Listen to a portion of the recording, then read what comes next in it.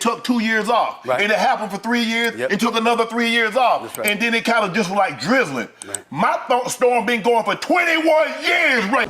Bro, what are you talking about, man?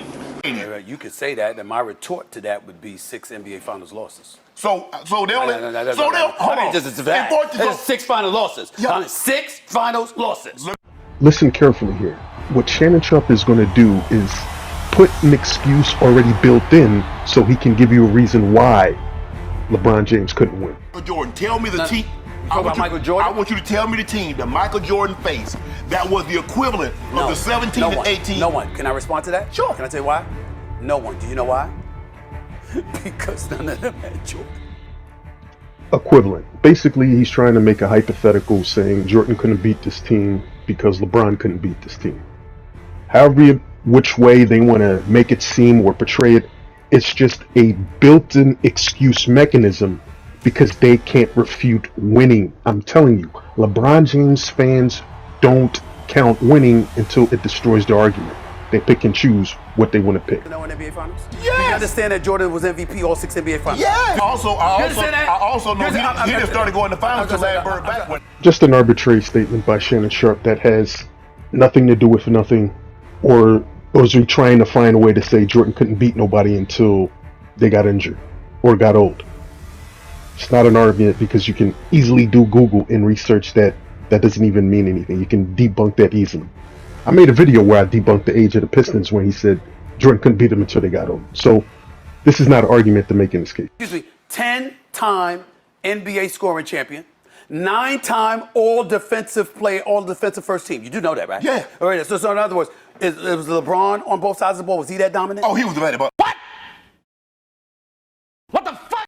I'll get into more of the nonsense that LeBron fanatics like Shannon Sharp do, but he's met his match. He's not debating Skip Bayless, who says the same boring things in this debate with Jordan and LeBron.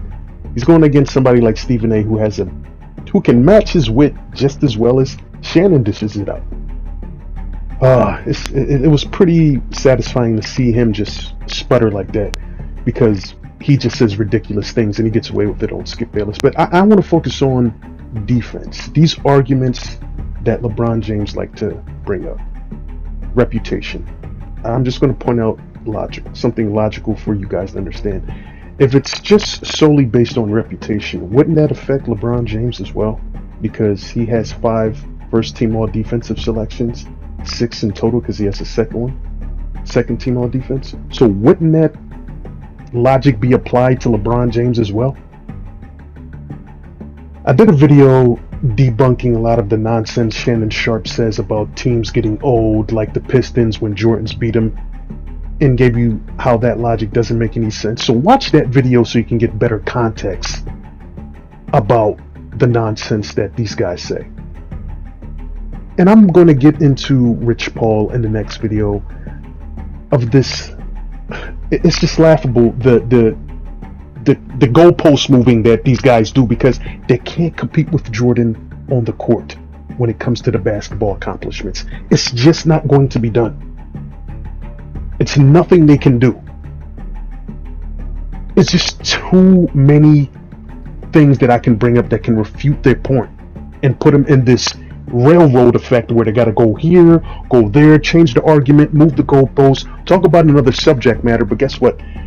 The train station has the same destination. It's going to the same stop. Factual proof. You guys like to dance around and do all this twerking and say all this, arbitrary nonsense that doesn't have anything to do with anything. And then when guys like Dreamers Pro, Scap Attack, and I would say myself, come with facts, you guys just dance and say the same thing. This is why it's easy, relatively easy to defeat their arguments, because we're going to provide context and facts.